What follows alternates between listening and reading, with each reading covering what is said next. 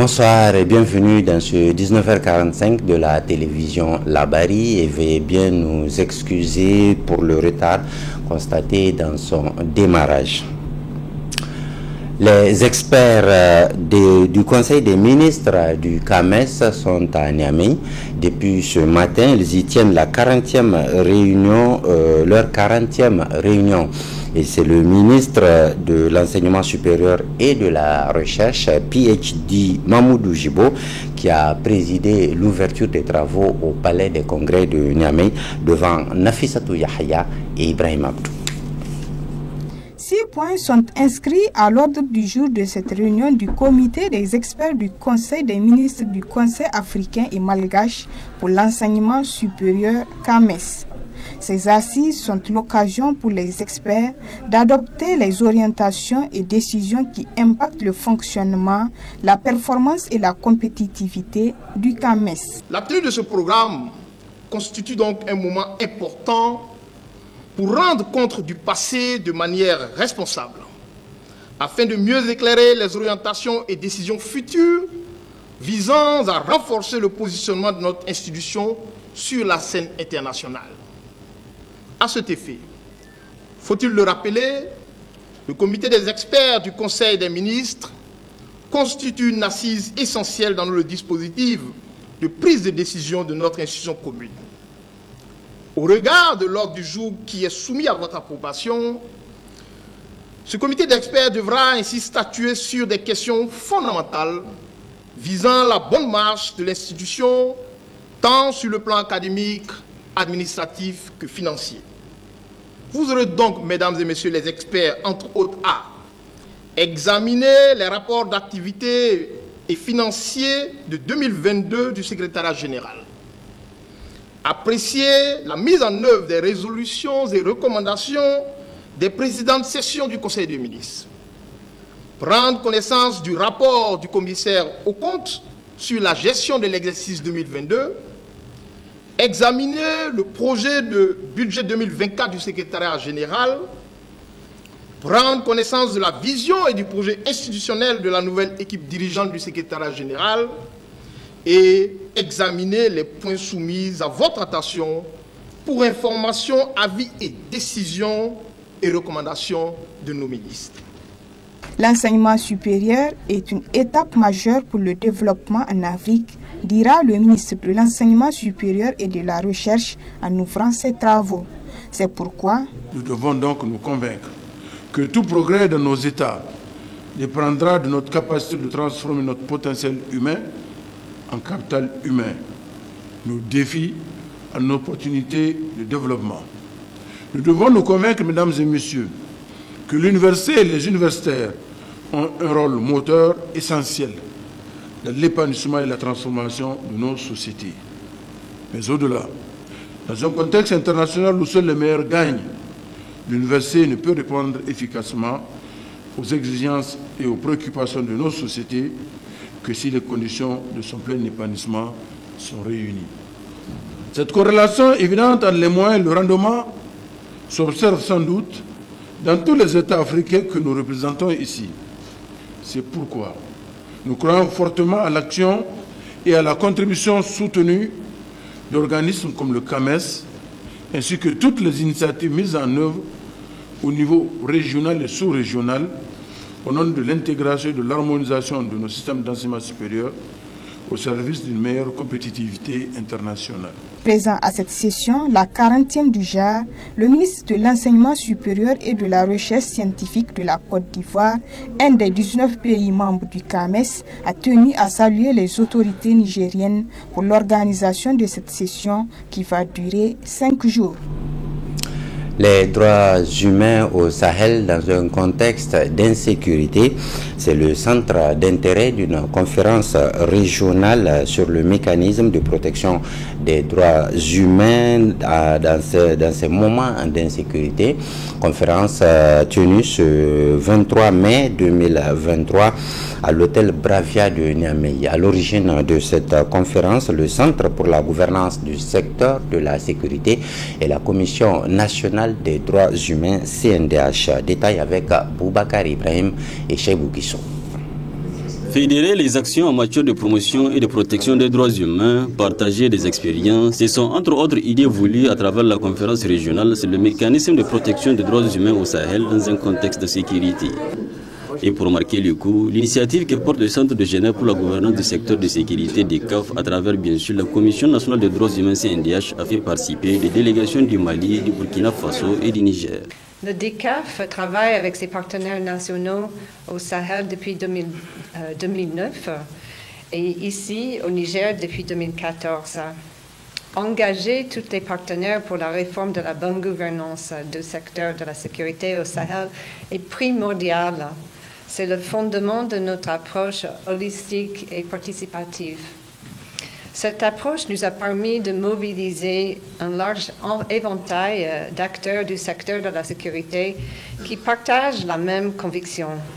Au nom de tous ces partenaires européens, permettez-moi de féliciter la Commission nationale des droits humains du Niger, qui collabore aujourd'hui avec le DCAF pour rassembler ses collègues présidents des institutions de défense des droits humains et les médiateurs des pays respectifs, ainsi que tout ce bon nombre d'acteurs impliqués dans la mitigation des conflits, la protection et la promotion des droits humains.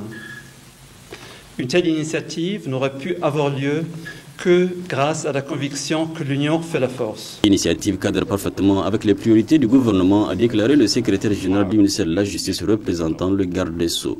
En effet, depuis l'éclatement de la crise libyenne, le Niger, comme la plupart de ses pays voisins, dont le Mali et le Burkina Faso, est confronté à une crise sécuritaire ayant occasionné des milliers de morts et de déplacés, ainsi que la mise hors service de plusieurs infrastructures sociales de base, notamment sanitaires, hydrauliques, de santé. En réponse à ces multiples violations de droits humains, le gouvernement a mis en œuvre plusieurs mesures visant la protection des personnes et des biens, ainsi que la restauration de la paix et de l'intégrité du territoire. Dans son discours d'ouverture, le président de la Commission nationale des droits humains n'a pas manqué de revenir sur l'influence du fléau sécuritaire sur les droits humains. Mahdi El-Haji Moussa a plaidé pour un climat de confiance entre FDS et population civile. Cette insécurité sévit notamment au niveau de la zone dite des trois frontières du Mali, du Burkina Faso et du Niger, et va avec son lot de violations massives des droits humains de la part non seulement des groupes armés non identifiés qui sèment la terreur et la désolation au sein de nos paisibles populations, mais également de certains éléments incontrôlés de nos forces de défense et de sécurité en lutte contre cette grandissante insécurité. La persistance de cette crise interpelle tous les défenseurs des droits humains qui se doivent d'engager, comme nous le faisons aujourd'hui, des réflexions de nature à contribuer à trouver les solutions idoines devant permettre de répondre aux nobles aspirations des citoyens de notre espace commun à la paix, la sécurité et la stabilité. 2 jours durant, cette conférence financée par le Royaume du Danemark, la Fédération allemande et les Pays-Bas verra la tenue de plusieurs panels à travers des thèmes précis. Ils seront assortis des recommandations. Parlons maintenant du fleuve Niger qui traverse notre pays sur une longueur de plus de 500 km. Le Djoliba qui est dans un piteux état du fait de son ensablement. Une situation qui inquiète les riverains de ce fleuve dont les activités quotidiennes y sont très fortement liées. Le reportage est de Asmaou Seydou et Ibrahim Abdou. Traversant le territoire nigérien sur environ 550 km, le fleuve Niger est un cours d'eau qui joue un rôle vital pour le pays, précisément pour les riverains qui exercent plusieurs activités génératrices de revenus, comme la pêche, l'une des principales activités de Ali et son équipe qui, après avoir passé une dizaine de minutes sur le fleuve, ressortent bredouilles. Pas de poissons dans le filet. 2 autres équipes lancent aussi leur filet. Là également, les résultats sont les mêmes. Aucun poisson dans le filet. Cette situation est l'une des conséquences des menaces de toutes sortes auxquelles fait face le fleuve, ce qui ne rassure pas les exploitants. Les pêcheurs sont là, ne gagnent rien. Le fleuve est enséché, ensablé. Il n'y a rien dans le fleuve maintenant, il n'y a que le sable. Nous ne ferons recours qu'au mar maintenant. et à la pisciculture. Le sable vient des affluents, du ruissellement de l'eau, de pluie. Et ça se rejette par les affluents, se rejettent l'eau, le sable dans le fleuve. Le secrétaire général de l'association des pêcheurs se dit très préoccupé par cette menace du fleuve Niger, d'où ce cri de cœur. Ce qu'on souhaite, qu'on nous appuie sur la pisciculture. J'appelle la pisciculture, veut dire l'élévation des poissons dans les étangs et des bassins. Parce que le fleuve est ensablé. Il faut désensabler, un peu d'effort. Parce qu'ils ont commencé à prendre le sable dans les bennes, à ramasser le fleuve, mais je ne sais pas ce que ça va nous donner, parce que c'est tout le cours du fleuve, tous les bras du fleuve sont menacés. C'est de créer des mares artificielles tout le long des affluents. Par exemple, tous les 5 km, il faut créer des mares artificielles pour la retenue d'eau. Et ça peut il y aura trop de retombées autour de ces mares-là. Et il faut fixer les berges aussi. Parce qu'il n'y a pas les plantes aquatiques, il n'y a plus de plantes aquatiques sur nos berges. Telles que le bourgou, le kouma et le kouye, on n'en trouve plus. Il n'y a plus de gîtes. Ouais, tout est nu. L'état de plus en plus dégradant du fleuve Niger doit interpeller les autorités nigériennes afin de prendre à bras le corps cette situation dans le but de sauver le fleuve Niger, cette richesse naturelle.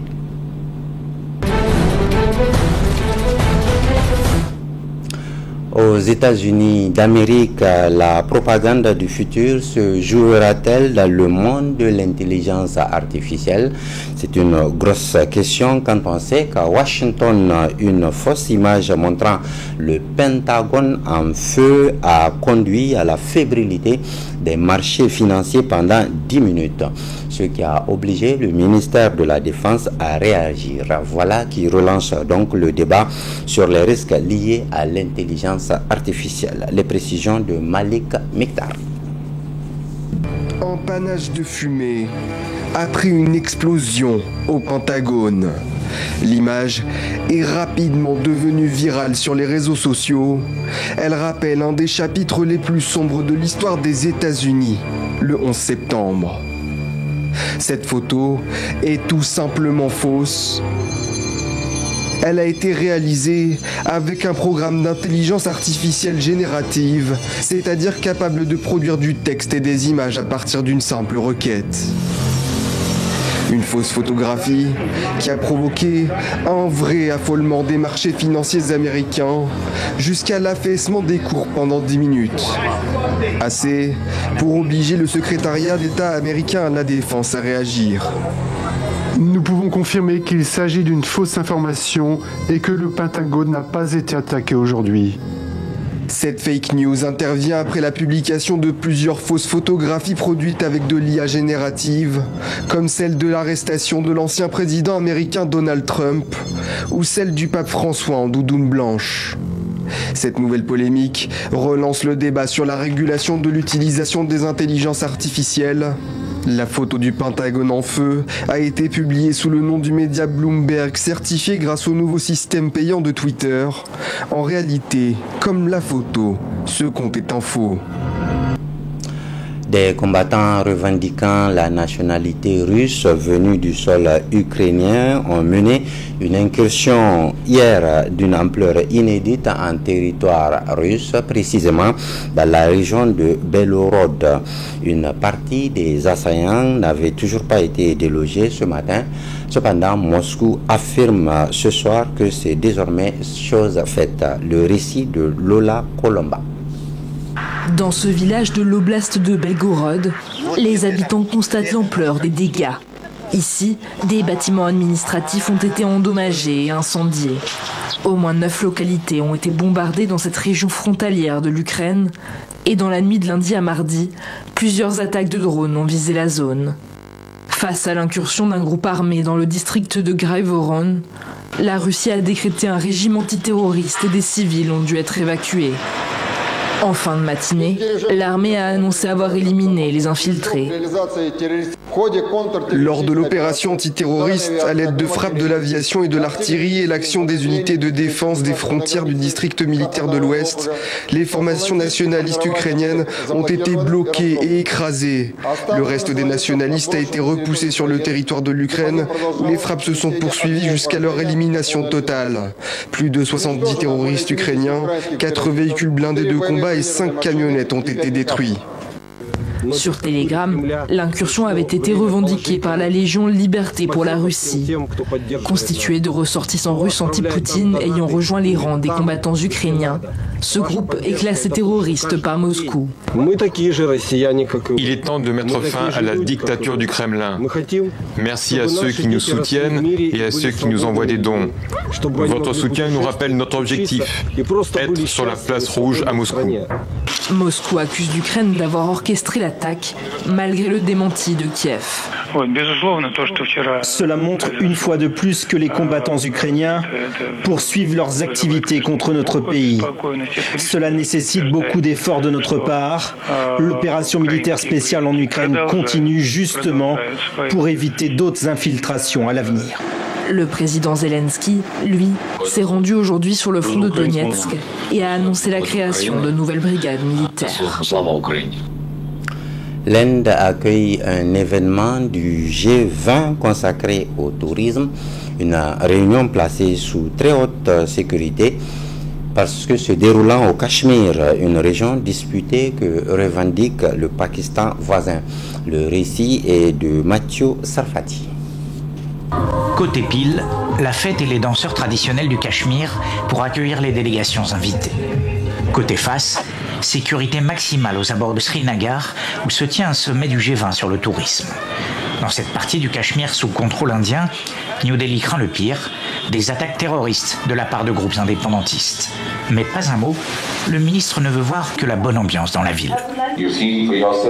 Vous l'avez vu par vous-même, c'est l'occasion pour vous de voir de vos propres yeux ce qu'il en est. Le Jammu et Cachemire a évolué, l'homme de la rue a évolué. Il a vu 2 générations de Cachemiriens sacrifiés sur l'autel du terrorisme soutenu par le Pakistan. Il n'est plus d'humeur à succomber à cela. Depuis 1947 et l'indépendance du Pakistan, le Cachemire fait l'objet de tiraillements territoriaux entre New Delhi et Islamabad. Cette région himalayenne de 10 millions d'habitants à majorité musulmane est très touristique. En 2019, l'Inde a placé sous son contrôle direct une partie du Cachemire et c'est précisément là qu'elle organise ce sommet du G20, première réunion diplomatique dans ce territoire depuis 4 ans. Côté pakistanais, des manifestants ont protesté contre la tenue de cet événement, dénonçant l'instrumentalisation du sommet par le gouvernement de Narendra Modi. Actuellement, la réunion du G20 se tient dans le Cachemire occupé à Srinagar et nous appelons le monde entier à couper toutes sortes de liens politiques et sociaux avec l'Inde jusqu'à ce que les Cachemiris obtiennent le droit fondamental, le droit à l'autodétermination. Nous continuerons notre lutte pour résoudre le problème du Cachemire. Chaque goutte de notre sang est avec nos frères et nos sœurs cachemiris. Nos enfants, mères et sœurs protesteront jusqu'à ce que nous soyons libérés de l'Inde. Le ministre indien s'est félicité qu'1 million de ses compatriotes aient visité le Cachemire l'an dernier. À Srinagar, le sommet du G20, quant à lui, n'a visiblement pas suscité le même engouement des principaux pays membres. La Chine, qui considère le Cachemire comme un territoire contesté, a boudé l'événement. D'autres délégations invitées n'ont, elles, envoyé sur place que des diplomates locaux. Revenons au pays pour parler de la musique nigérienne. Le Niger, qui jadis avait des artistes talentueux, et chose qui semble manquer de nos jours aux grandes dames des mélomanes. Qu'est-ce qui peut expliquer cette situation? Tentative de réponse avec notre reporter Amouane Salif dans ce dossier musique. Art et activités culturelles consistant à combiner son et silence au cours du temps, la musique joue un rôle important dans le développement économique d'un pays. Considéré comme un véritable ambassadeur véhiculant un message fort, une image de son pays, le chanteur ou l'artiste peut influencer des investisseurs étrangers et avoir un impact en termes de développement économique. Mais est-ce le cas ici au Niger? Pour un pays aussi indépendamment des aspects aujourd'hui de la commercialisation, c'est que nous appelons beaucoup plus les showbiz. La musique aussi, c'est un reflet d'une société, parce que la musique fait partie des pans de la culture. Donc la musique aussi permet de promouvoir les identités, je dis bien les identités culturelles, si on se réfère aux cultures indigènes. Et la musique aussi permet de faire sortir le nom d'une nation, d'une population, d'un pays. Si le rôle de l'artiste est de sensibiliser, informer et distraire les populations en essayant de motiver les jeunes à l'utiliser comme levier de développement économique, ici au Niger, hélas, rares sont ceux qui arrivent à s'en sortir. Le Niger n'a pas eu cette chance particulière d'avoir une musique industrialisée où le Nigérien est en mesure d'aller acheter son CD, acheter sa cassette ou acheter ce qu'il faut, son DVD, pour venir réellement regarder en privé, pas comme ce que on passe aux télévisions. Donc il s'agit d'une culture à développer, il s'agit d'un processus et c'est possible au Niger aussi. Qui peut imaginer qu'aujourd'hui, par exemple, le processus de Dandeli Soya allait envahir l'Afrique jusqu'à l'Afrique centrale? L'industrie musicale existe en Afrique, voire dans le monde. Même s'ils sont nombreux, ces jeunes à s'intéresser et à se lancer dans la musique depuis des années, elles peinent aujourd'hui, hélas, à décoller et à se faire une place en Afrique et dans le monde.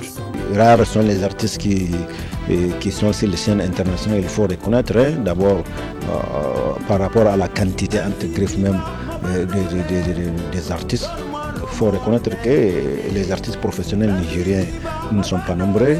Deuxièmement, par rapport à la qualité du travail, la musique c'est quelque chose qui demande extrêmement de moyens. Aujourd'hui, pour faire un clip qui doit passer sur les chaînes internationales, c'est vrai qu'il y a le professionnalisme, mais aussi il faut beaucoup de moyens pour réaliser une seule œuvre.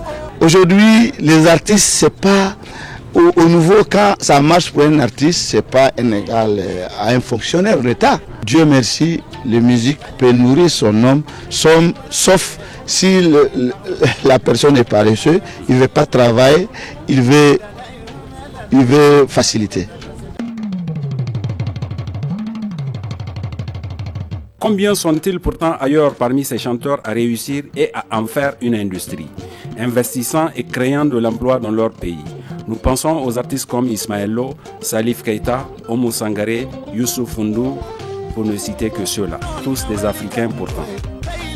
L'un dans l'autre, la musique du Niger est malade, très malade d'ailleurs. L'heure est donc grave et appelle à des journées de réflexion pour qu'enfin elle puisse véritablement jouer son rôle de contribuer efficacement au développement économique du pays. En attendant, bonne chance à ceux qui s'y investissent largement. C'est sur ce cri de cœur du talentueux Amouane Salif que nous refermons cette édition d'information qui vous sera rediffusée tout à l'heure à 22h45. Demain à 7h15 et à 12h45, vous suivrez d'autres éditions d'information. Moi, je vous reviens jeudi à 19h45. Inch'Allah, portez-vous bien, prenez bien soin de vous et à bientôt.